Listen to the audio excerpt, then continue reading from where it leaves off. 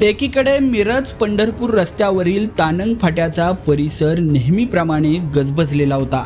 मात्र याच रस्त्याच्या कडेला उभ्या असलेल्या एका बंद मोटारीनं साऱ्यांच्याच काळजाचा ठोका चुकवला.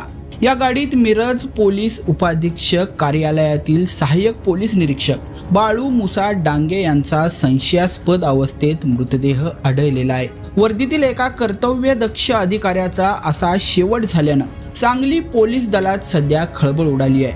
मूळचे आरळा तालुका शिराळा येथील असलेले 55 वर्षीय बाळू डांगे सध्या मिरज उपाधीक्षक कार्यालयात कार्यरत होते.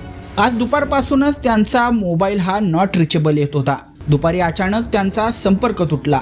सहकारी आणि नातेवाईकांनी वारंवार फोन करूनही पलीकडून कोणताच प्रतिसाद येत नव्हता. एक पोलीस अधिकारी जो नेहमी कॉलला प्रतिसाद द्यायचा तो अचानक नॉट रिचेबल कसा झाला या प्रश्नानं संशयाची पाल चुकचुकली. अखेर पोलिसांनी तांत्रिक मदतीने त्यांचे मोबाईल लोकेशन शोधलं तेव्हा ते तानंग फाटा येथे असल्याचं समोर आलं.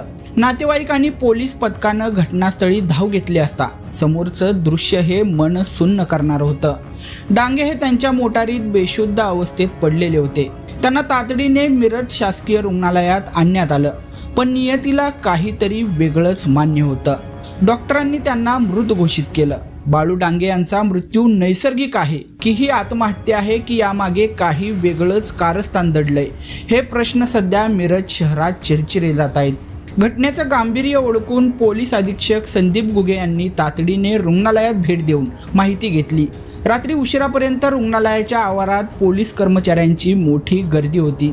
मात्र प्रत्येकाच्या चेहऱ्यावर एकच प्रश्न होता, बाळू डांगे यांच्यासोबत नक्की काय घडलंय. पोलीस आता शवविच्छेदन अहवालाची वाट पाहत असून या गूढ मृत्यूचा तपास चक्रावून टाकणारा ठरण्याची शक्यता आता निर्माण झाली आहे.